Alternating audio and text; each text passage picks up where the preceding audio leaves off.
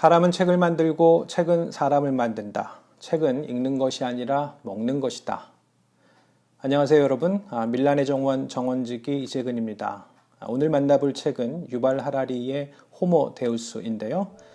예루살렘 히브리 대학과 영국 옥스포드에서 전쟁사를 전공한 이제 40 중반의 소장학자지만 그의 인류 시리즈 3부작 호모 사피엔스, 호모 데우스 그리고 21세기를 위한 21가지 제언을 통해서 어느새 대가의 반열에 들어선 대단한 사람이지요.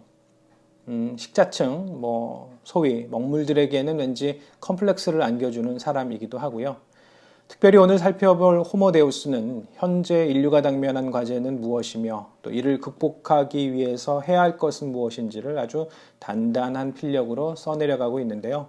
방대한 책이지만 나름 그 골자를 쏙쏙 뽑아서 여러분께 소개해 보도록 하겠습니다. 자, 그럼 맛있는 조각 읽기로 들어가 보겠습니다. 첫 번째 조각은 역사엔 공백이 없다. 오늘은 우선 호모데우스의 서론인 인류의 새로운 의제의 맛있는 조각 읽기부터 해보겠는데요. 죽음을 불가피한 일로 여기는 한 우리 인간들은 어려서부터 영원히 살고 싶은 욕구를 습관적으로 억압하거나 다른 목표를 위해 그 욕구를 이용한다. 우리는 영원히 살고 싶어서 불멸의 교향곡을 작곡하고 전쟁에 나가 영원한 영광을 추구하고 심지어 자신의 영혼이 천국에서 영원한 행복을 누린다는 말에 목숨까지 내놓는다. 우리가 지닌 예술적 창의성, 정치적 신념, 종교적 신앙심은 상당 부분 죽음에 대한 두려움에서 연료를 얻는다. 21세기 인류의 세 번째 큰 과제는 신처럼 창조하고 파괴하는 힘을 획득해 호모 사피엔스를 호모 데우스로 업그레이드하는 것이 될 것이다. 우리가 몸과 마음을 재설계할 수 있는 능력을 갖추려는 것은 무엇보다 노화, 죽음, 비극을 피하기 위해서이지만 그런 능력을 가졌을 때 그 능력으로 우리가 그 밖에 무슨 일을 할 수 있을지 누가 아는가. 그러므로 인류의 새로운 의제를 여러 갈래로 갈라지는 것은 하나의 프로젝트라고 생각하는 편이 낫다. 그것은 바로 신성, 디비니티를 획득하는 일이다. 와우! 600페이지 중 100페이지, 6분의 1에 달하는 서론에서 유발 하라리는 역사는 공백이 없다. 역사는 언제나 새로운 과제, 과거와는 또 다른 의제를 제공한다고 강조합니다. 이 정도는 누구나 말할 수 있다라고 할 수도 있겠죠? 하지만 하라리는 21세기의 호모 사피엔스들이 전례 없는 번영과 건강, 평화를 이루며 이전과는 차원이 다른 역사적 과제를 마주하고 있다고 설득하는데요. 그게 무엇일까요? 그것은 다름 아닌 불멸의 행복과 신성, 즉 인간 스스로가 생명의 주인 신이 되어간다는 것이죠. 왜 이 책의 제목이 호모 데우스인지 이제 감이 오시죠? 맛있는 조각 읽기 두 번째, 호모 사피엔스, 세계를 정복하다입니다. 호모 데우스의 첫 번째 챕터는요, 우선 어떻게 지구상의 생명체 중 인간이 세계의 주인공이 되었는가를 서술합니다. 매우 다양한 데이터를 통해서 40억 지구의 역사 중 지난 7만 년 동안 어떻게 이 하나의 종인 호모 사피엔스가 이렇듯 지구 생태계를 변화시키고 또 두각을 나타내게 됐는지를 아주 흥미롭게 풀어내는데요. 그렇다면 우린 어쩌다가 이 지구 정복에 성공한 것일까요? 똑똑해서? 힘이 있어서? 도구를 잘 만들어서? 하라리는 말합니다. 우리가 세계를 정복한 주요 요인은 바로 소통과 협력의 능력이라고요. 그 소통과 협력을 통해서 우리 나름 삶의 가치와 의미의 그물망을 짜고 있다고 말이죠. 여기서 맛있는 두 번째 조각 읽기 살펴보겠습니다. 돌촉을 붙인 창으로 매머드를 사냥하던 인류가 2만 년 만에 우주선으로 태양계를 탐사하게 된 것은 더 능란한 손재주나 더 큰 뇌 덕분이 아니었다. 우리가 세계를 정복한 주요 요인은 여럿이 소통하는 능력이었다. 지능과 도구 제작 능력도 분명 중요했다. 하지만 여럿이서 유연하게 합력하지 못했다면 우리는 정교한 뇌와 능란한 손으로 우라늄 원소가 아니라 아직도 부싯돌을 쪼개고 있을 것이다. 혹시라도 지금도 혼자 부싯돌을 쪼개고 싶은 사람이 있다면 다시 한번 좀 생각해 볼 중요한 내용이라 하겠습니다. 세 번째 조각 읽기, 호모 사피엔스, 세계에 의미를 부여하다입니다. 이 책 제2부에서는요, 이 소통과 협력하는 인간들이 어떻게 그 공동체의 가치와 의미를 찾고 또 이를 통해서 세상을 지배했는가를 다루고 있습니다. 의미와 가치, 여러분 딱 무엇이 떠오르시나요? 바로 어느 집단 공동체가 기반해 있는 스토리텔링, 곧 종교에 관한 이야기이죠. 하라리가 과연 종교에 대해서 어떤 입장일까요? 긍정적일까요? 부정적일까요? 한마디로 말하자면 아주 신랄하게 깝니다.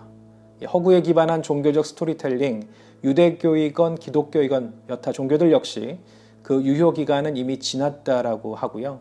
심지어 그 탈종교 시대를 이룬 휴머니즘조차 새로운 과제를 목전에 둔 우리는 이제 포스트 휴머니즘의 시대를 살게 될 거라고, 그러니 정신 아주 바짝 차리라고 하라리는 말합니다. 이 지점에서 맛있는 조각 읽기 한번 가겠습니다. 허구는 나쁜 것이 아니다. 허구는 꼭 필요하다. 돈, 국가, 기업 같은 허구적 실체에 대한 널리 통용되는 이야기가 없다면 복잡한 인간 사회가 제대로 돌아갈 수 없다. 하지만 이야기는 단지 도구일 뿐이다. 이야기가 목표나 잣대가 되어서는 안 된다. 그것이 단지 허구임을 잊을 때 우리는 실제에 대한 감각을 잃게 되며 그때 우리는 기업을 위해 많은 돈을 벌려고 또는 국익을 보호하려고 전쟁을 시작한다. 기업, 돈, 국가는 우리의 상상에만 존재한다. 우리는 우리를 도우라고 그것들을 발명했다. 그런데 왜 그것들을 위해서 우리는 생명을 희생하는가? 맛있는 조각 읽기 오늘의 마지막은요, 제3부 호모사피엔스 지배력을 잃다입니다. 잘 나가던 인류 호모사피엔스는 왜 어쩌다가 세상에 대한 지배력을 잃게 된 것일까요?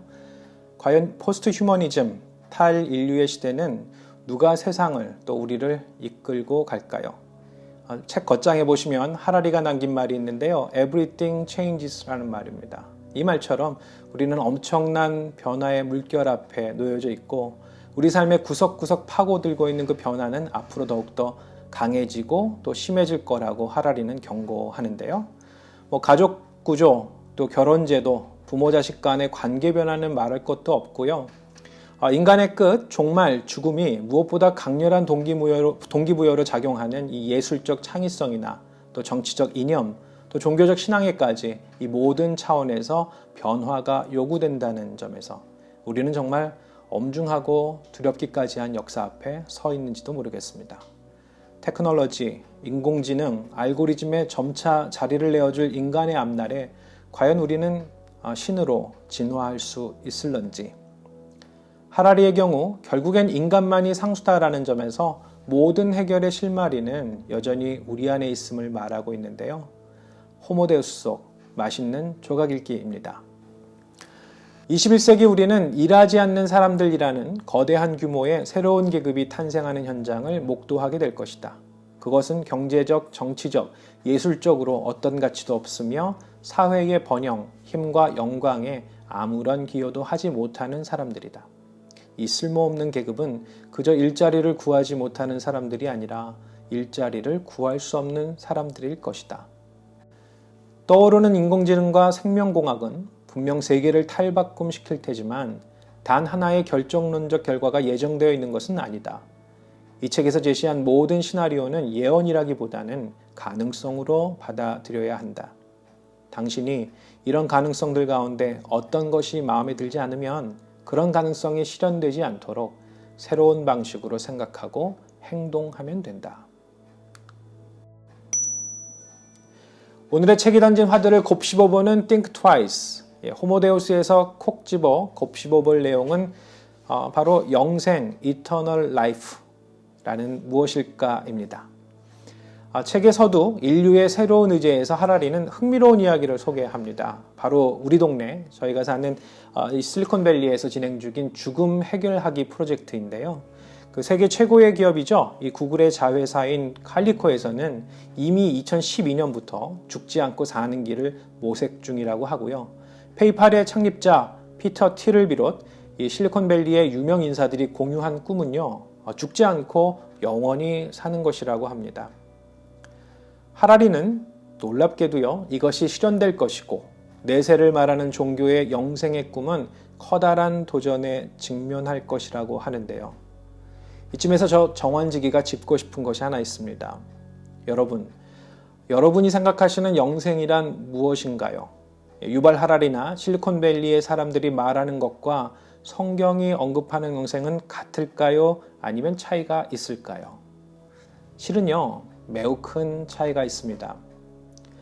하라리와 생명연장 프로젝트의 사람들은요, 영생을 정말 죽지 않고 오래 사는 것, 그러니까 longevity, 이 수명을 연장하는 것을 의미합니다.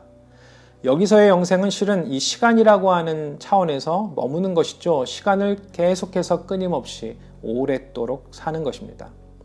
하지만 실상 성경이 말하는 영생은 이것과 좀 다른 차원의 것입니다.